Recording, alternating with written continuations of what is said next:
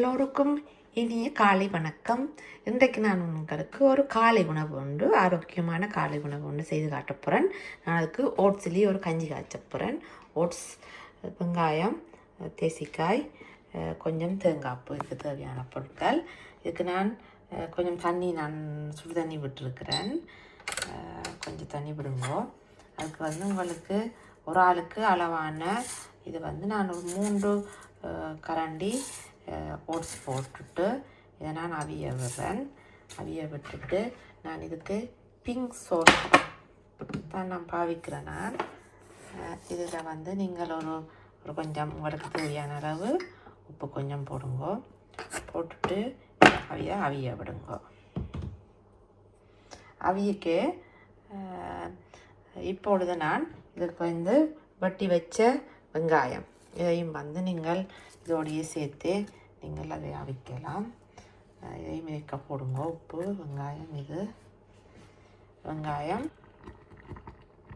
இப்பொழுது இது ஒரு 5 மினிட்ஸே காணும் உங்களுக்கு சாப்பாடு செய்து சாப்பிட. இதுக்கு நீங்கள் கொஞ்சம் பசுப்பால் விடுங்க.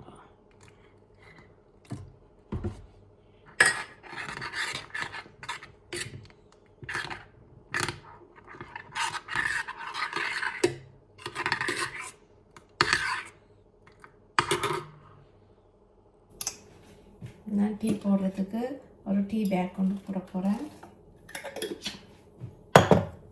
இது சொல்லுங்க விடுங்க.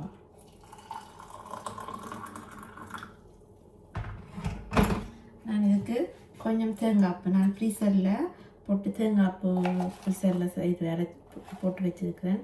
இதுலேயே ஒரு கரண்டி கொஞ்சம் போடுங்க. டேஸ்ட்டாக இருக்கும்.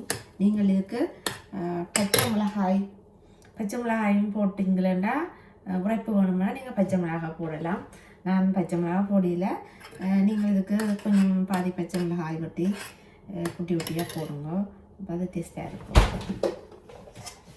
இதுக்கு நான் கொஞ்சம் தேசிக்காயும் விடுறேன். நான் காய்ச்சி முடிய நீங்கள் கொஞ்சம் தேசிக்காயும் விட்டு நிலை விட்டுட்டு குடிச்சிங்களேன்னா டேஸ்ட்டாக இருக்கும். இப்போ நான்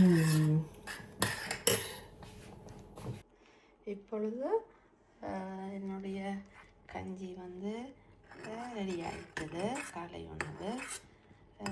இதை நீங்கள் ஆற விட்டுட்டு கொஞ்சம் தேசிக்காய் கொஞ்சம் விட்டீங்கன்னா சுவைக்கு மிகவும் சுவையாக இருக்கும். இப்போ நாங்கள் அடுத்த பாட்டிட்டு